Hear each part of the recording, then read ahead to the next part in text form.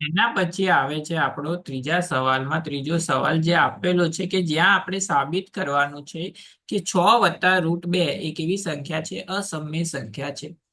તો સૌથી પહેલા તો આપણે શું કરવાનું, ધારી લેવાનું કે ધારો કે 6 + √2 એ સમય સંખ્યા છે. જો 6 + √2 એ સમય સંખ્યા હોય તો એને આપણે બે સંખ્યાના ભાગાકાર એટલે કે a/b સ્વરૂપે લખી શકાય. તો આને આપણે લખી શકીએ 6 + √2 બરાબર a/b. હવે 6 આ સાઈડ પ્લસ છે, સામે જશે તો માઇનસ થઈ જશે.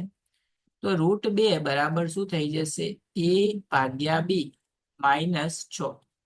બી લસામાં આવી જાય તો a-6b/b લખી શકાય. હવે આ જે વિધાન છે √2 બરાબર a-6b/b, એ વિધાન કેવું છે, ખોટું છે. તો શેના આધારે કહી શકાય કે આ વિધાન ખોટું છે? તો અહીંયા જુઓ, √2 જે છે એ કેવી સંખ્યા છે, અસમય સંખ્યા છે. અને a-6b/b જે છે એ કેવી સંખ્યા છે, સમય સંખ્યા છે.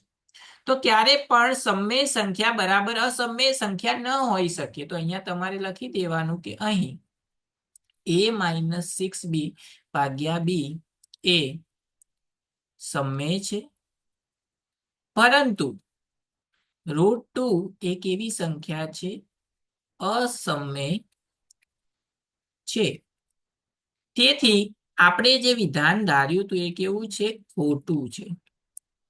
હવે જો આપણે જે ધાર્યું હતું એ ખોટું હોય તો 6 + √2 જો સમય ના હોય તો કઈ સંખ્યા વધી, અસમય. તો લખી શકીએ કે તેથી કહી શકાય કે 6 + √2 એ અસમય સંખ્યા છે. હવે જે આ સાબિત કરવાના દાખલા છે એ સ્ટાન્ડર્ડ વાળા જે વિદ્યાર્થીઓ છે એમના માટે ખૂબ જ મહત્વપૂર્ણ છે, કારણ કે આ પ્રકારના દાખલા 2 માર્ક્સમાં પૂછાય છે.